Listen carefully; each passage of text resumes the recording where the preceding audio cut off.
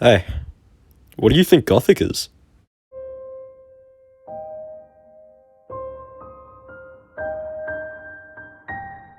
The dark and nasty, the horror and the oddities, the creepy crawlies? Gothic holds a particular place within the realm of horror that one Fred Bodding examines. Utilizing his text, Introduction Negative Aesthetics, I aim to understand Bram Stoker's Dracula and Anna Lily Amapour's A Girl Walks Home Alone at Night. G'day. My name is Dr. Jones, except that I'm not a doctor, and now in the introduction of Bodding's texts, Gothic, he talks on four main points in reference to Gothic texts. There is darkness, negativity, transformations, and finally, criticisms. I am scared. This section details defining features of a dark Gothic tale, providing common threads between Gothic texts such as mostly being set in the Dark Ages, concerned with vice, negative emotions, and so forth. Negativity is more about the dynamic processes in these Gothic texts. The function of uncanny, the sublime, transgression, monstrosities, and gender roles to enforce certain beliefs or ideas. Transformations is fairly simple, in that Bodding details a transformation of the genre over the years, citing instances of major world events such as World War II, creating a postmodern world, or the like. Finally, criticisms, and much like transformations, is a simple topic, being concerned with the criticisms throughout the years on Gothic texts concerning certain stances. On that note, how does this text help us in understanding these blood-sucking infested pieces of media? To begin with, a general combined overview of sorts, seeing as both can be considered having Gothic themes. These two pieces of media fit almost perfectly within what Bodding says about darkness, typically with what he states is the primary aim of Gothic texts, the production of effects and emotions, often extreme and negative.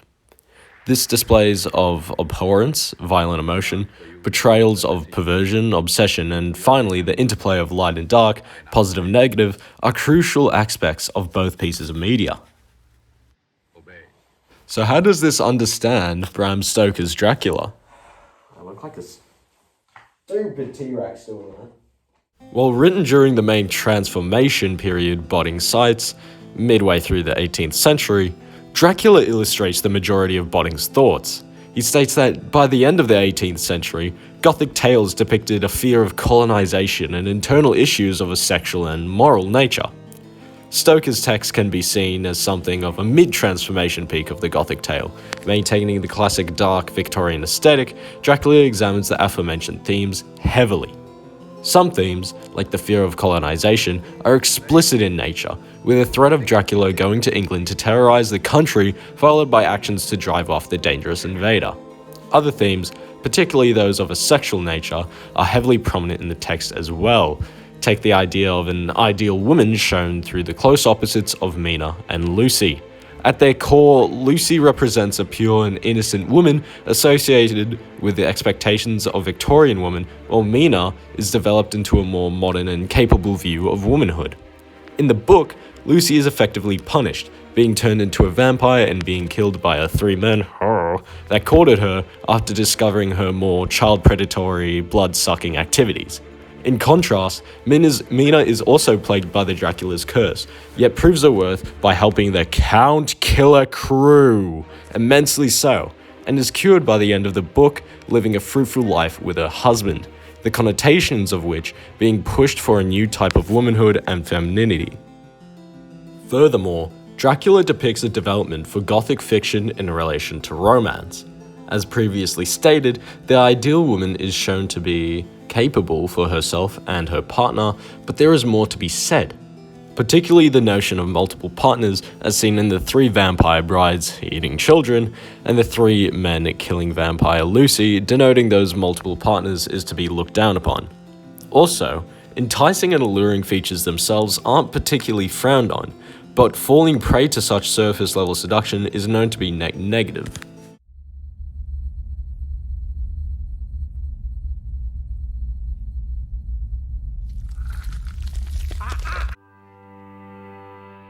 A Girl Walks Home Alone at Night heavily exemplifies the idea of postmodern Gothic media, but also the impact and criticisms concerning femininity.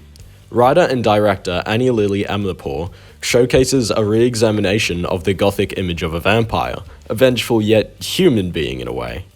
To quote Botting, monsters not only display alterity, but also demonstrate and criticize the cultural practices of making others, interrogating the legitimacy of condemnation, prejudice, and exclusion. This is easily applicable to the film, as the girl only targets men, notably the nasty kind in a strike against men, highlighting women's suffrage and oppression under the patriarchy, denoting that the postmodernism displayed is more reflective on social commentary rather than a fully realized horror. Though true to Botting's idea of Gothic media, there is an opposite or a positive and a negative aspect to denote an idea about behavior men should exhibit, as Saeed is a drug dealer, stealer, and also a dick to women. Meanwhile, Arash also drug deals, steals, but isn't a dick. But I still like women. Saeed is dead. If that reenactment wasn't clear enough, the difference here being the treatment towards women. If you treat women badly, you die, though not all deaths in the film are like this. Botting's texts allow us to understand this as bringing norms and limits more sharply into focus, by creating this imaginary line of what is good and bad. Not only this, but the transformation into postmodernism shows us ideals of the time, being used as a contrast to older ideals. In cessation, Botting's text provides good context between the aesthetics of these pieces of media, reasoning for certain depictions of themes and ways of self. It also helps in understanding the application of transformations and dynamic processes that occur that he also identifies.